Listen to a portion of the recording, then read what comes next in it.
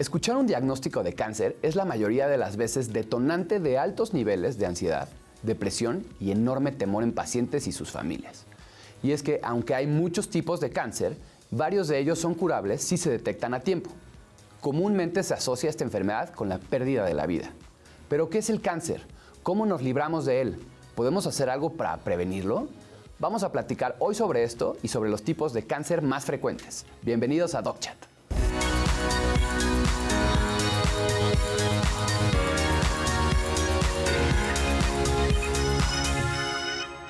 Bienvenidos a DocChat.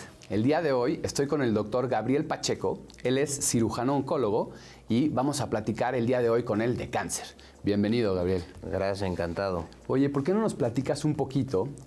Pues primero, ¿qué es el cáncer para que la gente entienda más o menos qué es? Sí, claro. Mira, Carlos, el cáncer se da por una mutación. Cuando una célula se divide, hay veces que esta división de la célula tiene errores. Y entonces, por lo general, tenemos unos guardianes del genoma que detectan estos errores y los corrigen, o si no, la célula se va a algo que se llama muerte celular, apoptosis, ¿no? Términos médicos, y listo, no pasa nada. Pero hay veces que no puede haber esta verificación y entonces esa mutación hace que se siga replicando una célula mutada y eso es lo que nos lleva al cáncer. Es decir, como que todo el tiempo las células están dividiéndose, eso lo sabemos nosotros, pero para que la gente entienda un poquito, todo el tiempo se están dividiendo. Sin embargo, como dices, de repente muta, no nos gusta y a lo mejor se escapa, ¿no?, de nuestros guardianes las defensas y entonces empieza a dividirse. Eso es más o menos. Así ¿no?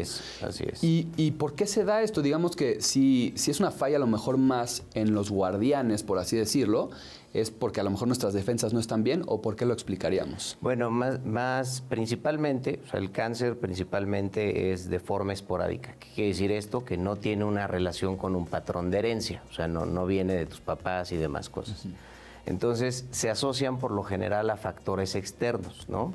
O sea, un factor que, como el sol, por ejemplo, el sol es un factor de riesgo para desarrollar cáncer de piel. Entonces, si tú tienes ese agresor, entonces cada vez que hay una división celular puede haber una mutación por el factor repetitivo que es el sol. Que pasa así también en muchos cánceres, ¿correcto? O sea, por ejemplo, hemos escuchado a lo mejor del gástrico, por decir algo, ¿no? Que es gastritis, ¿no? Este reflujo que daña las células y a veces puede mutar, ¿no? Así es. Y dar cáncer gástrico. Ahora, ¿cuáles son los cánceres más comunes aquí en México? Aquí en México tenemos el top 5 de cáncer en México. En primer lugar es mama, que eso no difiere con respecto al mundo, próstata, en hombres, evidentemente, cáncer cervicouterino, que es más un cáncer de países en vías de desarrollo, como lo es México. Tenemos cáncer colorectal, ¿sí? Y en quinto lugar, que esto cambió de unos años para acá, cáncer de tiroides. Perfecto. Y esto nos llama la atención porque también escuchamos en otras fuentes, ¿no?, que el cáncer de piel es el más frecuente en el mundo. ¿Por qué pasa esto? ¿Por qué no salen los primeros lugares? Ok. Bueno, si tú te fijas en las estadísticas mundiales, no viene cáncer de piel. O el cáncer de piel lo divide en cáncer de piel, melanoma y no melanoma. Melanoma, si viene, no es de los primeros, afortunadamente, por el comportamiento que tiene. Pero el cáncer de piel, como tiene un subregistro, ¿sí?, y como es tan frecuente a nivel mundial, como bien lo decías, primer lugar en México y el mundo, no salen estas tablas de estadística mundiales que normalmente vemos si las consultamos en internet o algo. Y yo solo también para aclarar un poco, seguramente porque justo los que no son melanoma, ¿no?, son cánceres que son un poco más amables, ¿y esa es la razón del subregistro o por qué es? No, porque el cáncer de piel lo tratan múltiples especialistas. No solamente lo tratamos los cirujanos oncólogos, hay dermatólogos que tratan, inclusive hay cirujanos plásticos que llegan a tratar cáncer de piel. Entonces hay un subregistro en las estadísticas. Afortunadamente, como bien lo dices, el pronóstico es muy bueno en la mayoría de las veces, pero esa no es la razón por la cual no aparece en las estadísticas mundiales. ¿Nos podrías decir más o menos la sobrevida? Es decir, ¿qué tan peligroso, qué tantos años puede vivir un paciente una vez que le diagnostican con estos tipos de cánceres que son más benignos? Como el cáncer de piel. Exacto. Vaya, tú un cáncer de piel lo detectas y lo tratas a tiempo y vive una vida normal como cualquier otro paciente. Wow. Y si es, por ejemplo, el que nos mencionabas, que es el melanoma, ¿cuál ahí es la sobrevida más o menos? El melanoma, fíjate que es bien interesante. En el mundo el melanoma tiene un subtipo muy específico, que es el de extensión superficial. Tiene un muy buen pronóstico siempre y cuando lo detectes a tiempo. Claro. En México, desafortunadamente, tenemos una variante del melanoma que se presenta con mayor frecuencia, que es el acral lentiginoso. Y desafortunadamente pasan dos cosas aquí que no nos gustan, ¿no? Como oncólogos. Uno es que no los diagnosticamos a tiempo, o sea, los diagnosticamos cuando ya la enfermedad está avanzada. Y dos, que este subtipo de melanoma que vemos en México tiene un patrón más agresivo. Si a alguien le diagnostican melanoma a tiempo, ¿qué sobrevida tiene? Ok, si alguien se diagnostica a tiempo, la sobrevida es muy buena. Prácticamente nosotros la sobrevida la vemos a 5 años. Ajá. Entonces, hablamos de una sobrevida de 92% a 5 años de los pacientes, lo cual es muy bueno, ¿no? Sí. Para un cáncer tan agresivo como lo platicábamos. Evidentemente, entre más avanzada sea la enfermedad, la sobrevida va disminuyendo. Por ejemplo, cuando tenemos enfermedad ya en los ganglios, la sobrevida baja a un 60% a 5 años. Y evidentemente, si el cáncer dio metástasis, o sea, se fue a otro lado, al huesos, pulmón o demás cosas, la sobrevida es muy pobre, prácticamente del 15% a 5 años. Y eso con el mejor tratamiento. Wow. Tenemos justo una pregunta del público sobre cáncer de piel. Me encantaría que nos ayudaras a responderla. Vamos a escucharla. Hola, ¿cuánto dura un tratamiento de cáncer de piel? El tratamiento de cáncer de piel, pues prácticamente si hablamos de no melanoma, o sea, vasocelular o epidermoide, es cirugía y el 90% de las veces es eso, ¿no? Seguimiento de los pacientes, eso normalmente todo el cáncer lo seguimos a 5 años, cada 3 meses los primeros 2 años, después cada 6 meses y a partir de ahí anual el seguimiento. Okay. Listo. ¿No? Ya. Se acabó el problema. Melanoma, tenemos que ser un poquito más, al ser una enfermedad más agresiva, sí. Entonces el seguimiento es un poquito más estrecho. A veces pedimos estudios de imagen, pedimos estudios de laboratorio para ver cómo está funcionando el hígado y demás. Pero vaya, en etapas tempranas prácticamente es lo mismo. Si es más avanzada, el seguimiento es más continuo y dependiendo también si requieren tratamiento sistémico. De acuerdo. Hay otra pregunta también que nos llegan en redes sociales. Vamos a leerla tantito porque también me interesa mucho que respondamos esto. Sí, claro. Doctor, ¿el cáncer es hereditario? Ok, es una pregunta bien frecuente, Carlos. En la consulta muchas veces es la duda de los pacientes por los hijos, los papás y demás cosas. El 90% del cáncer es esporádico. ¿Qué quiere decir? Que por alguna razón, de lo que ya comentábamos, una célula mutó y aparece un cáncer. Y hay un bajo porcentaje, el 10%, que se asocia a un patrón hereditario. Y ya tenemos bien identificados cuáles son estos tumores, ¿no? Inclusive pues, hay protocolos hoy en día en pacientes que sabemos o sospechamos que tienen un patrón hereditario para tratarlos de forma oportuna, ¿no? Diagnosticarlos a tiempo y tratarlos. De acuerdo. ¿Cuáles son los ejemplos de cánceres hereditarios famosos, digamos? Ok, común, digo, ahorita que tocamos el tema, melanoma tiene ciertas mutaciones que se asocian a un patrón hereditario, no todos los melanomas, repito, pero vaya, lo vemos comúnmente. Cáncer de colon, hay síndromes asociados a un patrón hereditario. Cáncer de mama, que es uno de los más frecuentes en el mundo, ¿no? Y entonces, pues estos pacientes los podemos diagnosticar oportunamente y seguir inclusive desde antes de que aparezca un cáncer. Es decir, si a lo mejor la mamá o el papá tuvo uno de estos tipos de cánceres, sí se recomienda estrictamente a los hijos tener un seguimiento para ver.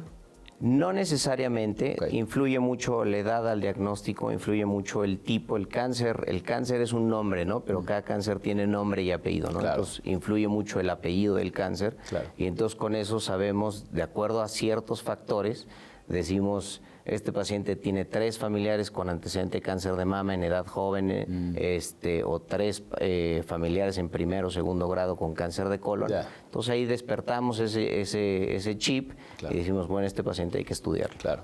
Ahora, ¿qué otros factores, por ejemplo, en cáncer de colon, ahorita que lo mencionabas, si no es hereditario, qué otras cosas pueden causar el cáncer de colon? Ok, el cáncer de colon está muy bien estudiado. De hecho, fue uno de los primeros tumores en donde se estudió cómo la célula va mutando de una lesión premaligna a la evolución hasta un cáncer. Y factores, pues vaya, es lo que vemos en México y en el mundo, ¿no? Estilo de vida, ¿no? Estilo dietético, el sobrepeso, tabaquismo, consumo de alcohol, o sea, algo que vemos comúnmente. ¿Qué tipo de comida es la que causa el cáncer de colon? Pues más, o sea, comida es comida baja en fibra, comida altamente procesada, ¿no? Comida con baja ingesta de frutas y verduras, o sea, todos esos, la dieta normal que llevamos, sí, ¿no? Que no está pegado, no está lejos de lo que vemos o lo que consumimos inclusive nosotros, son factores de riesgo. Una de las cosas que tenemos que platicar a fuerza es, ¿cuáles son los síntomas del cáncer de colon, Gabriel? Ok, normalmente el cáncer, a grandes rasgos, cuando nos da síntomas es que la enfermedad está avanzada, ¿no? Entonces, los síntomas del cáncer de colon se pueden presentar como datos de oclusión intestinal, si es que es del lado izquierdo, con sangrado de tubo digestivo bajo, si es que es del lado derecho, pérdida de peso, dolor, un dolor no bien referido abdominal, pero eso nos habla de una enfermedad avanzada, ¿no?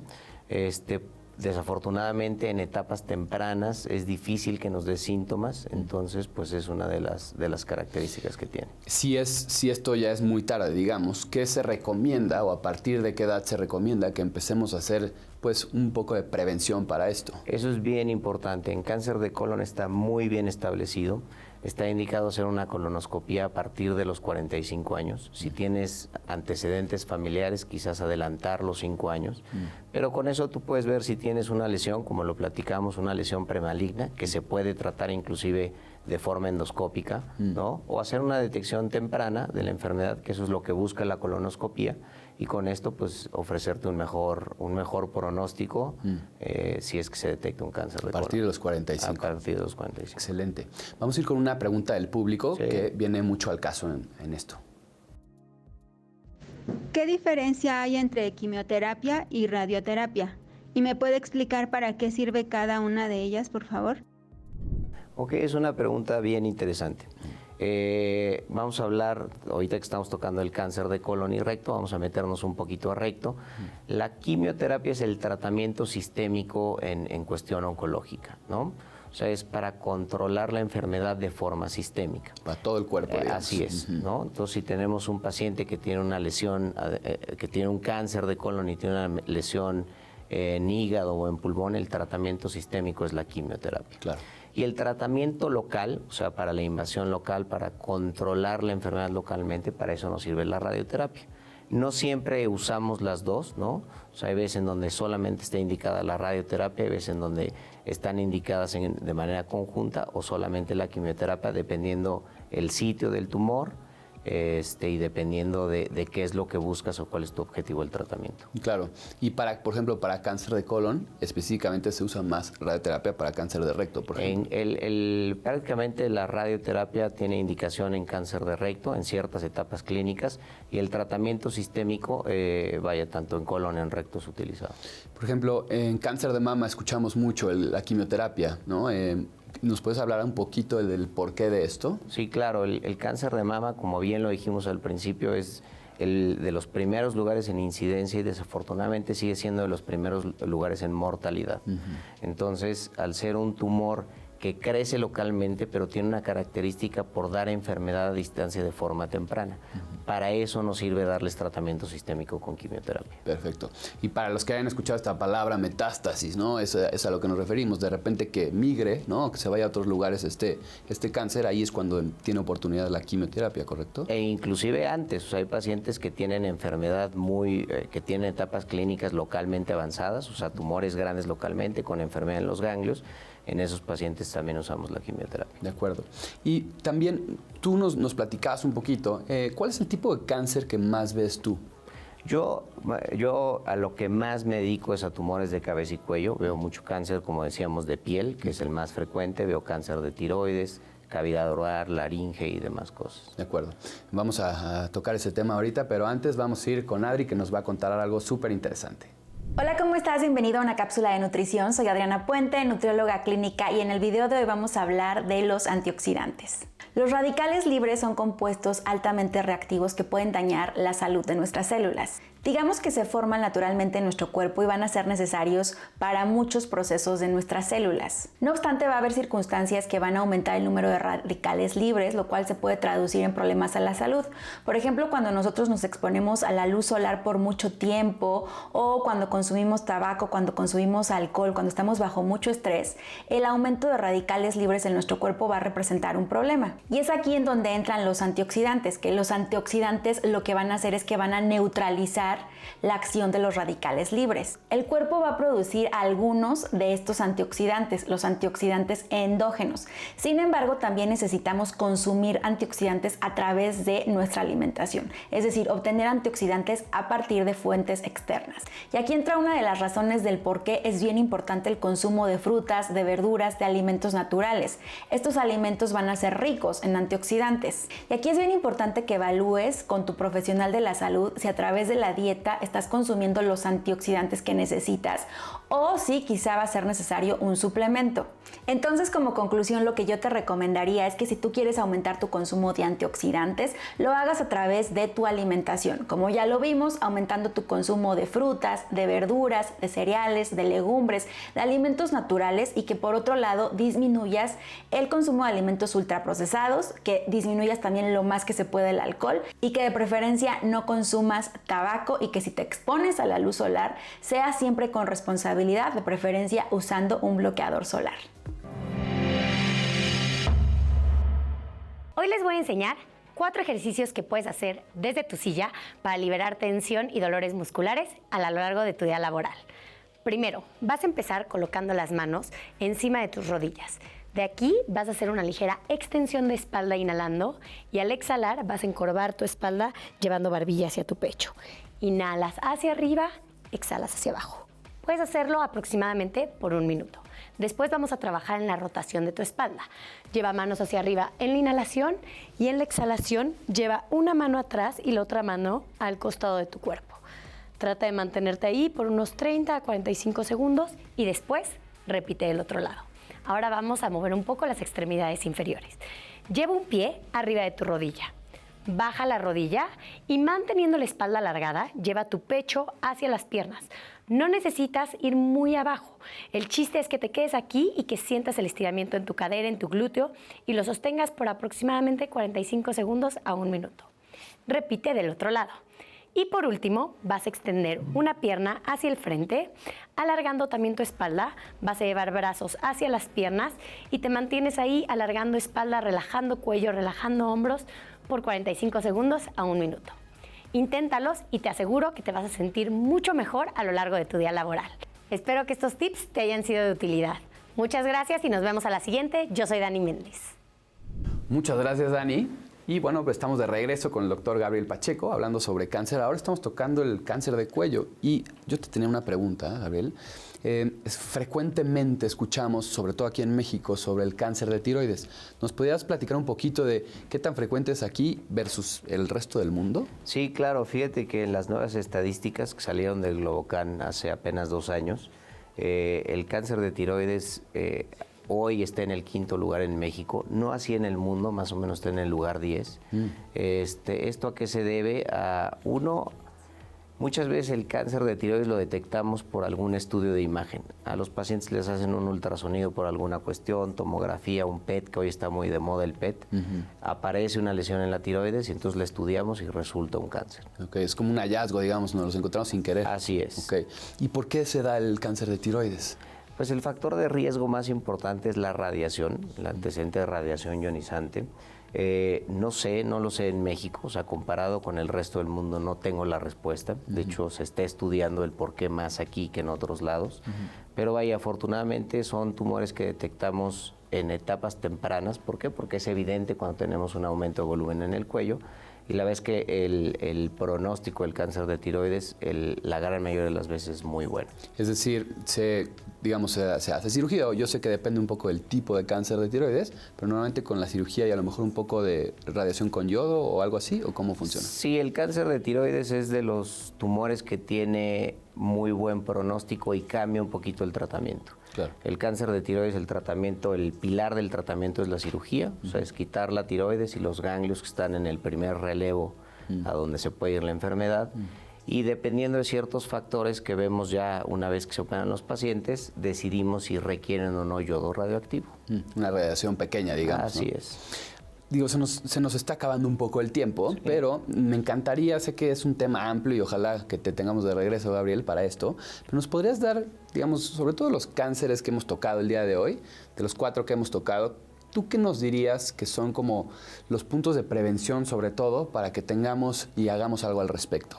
Sí, claro que sí. Como empezamos en orden, el cáncer de piel, pues ya lo dijimos, el sol, entonces protección solar, ¿no? Bloqueador todos los días, evitar las horas en donde más causa daño el sol y de preferencia usar sombrero, gorra, si es que tienen alguna actividad que esté bajo el sol. Sí. Para cáncer de colon y recto, ya lo decíamos, a partir de los 45 años colonoscopía, ¿no? Acudir con su endoscopista que le hagan el estudio con el gastro. Cáncer de mama, mastografía a partir de los 40 años, mastografía y ultrasonido, revisión, ¿no? Revisión, autoexploración y acudir a la consulta con su especialista, ginecólogo o gineconcólogo para una detección oportuna. Y para el cáncer de tiroides, que es esto último que tocamos, la vez que no hay un estudio que esté indicado, ¿no? Repito, es un tumor que tiene muy buen pronóstico, es un tumor que podemos detectar, y no hay hoy unas guías para hacer algún estudio de prevención. Digo, quizá es porque sea tan benigno que a lo mejor Así no es. Okay. Gabriel, ha sido un placer estar contigo el día de hoy. ¿Nos puedes platicar nada más dónde te podemos encontrar para que te busquen en redes, etcétera? Sí, claro que sí. Yo estoy en el Hospital Ángeles del Pedregal, consultorio 747 de Torre Ángeles. Cualquier cosa, ahí estamos para atenderlos. Perfecto. Muchísimas gracias por estar el día de hoy. Y recuerden, por favor, de enviarnos sus preguntas. Aquí les estamos poniendo las redes sociales. Nos encanta escucharlos y sobre todo nos encanta responder con información veraz, que tengan pues un fundamento científico, no de repente buscar en Google las respuestas, etcétera. Creo que aquí les encontramos la manera de responder súper atinadamente sin que sea difícil buscarlo. Les agradecemos nuevamente y nos vemos en la próxima en DocChat.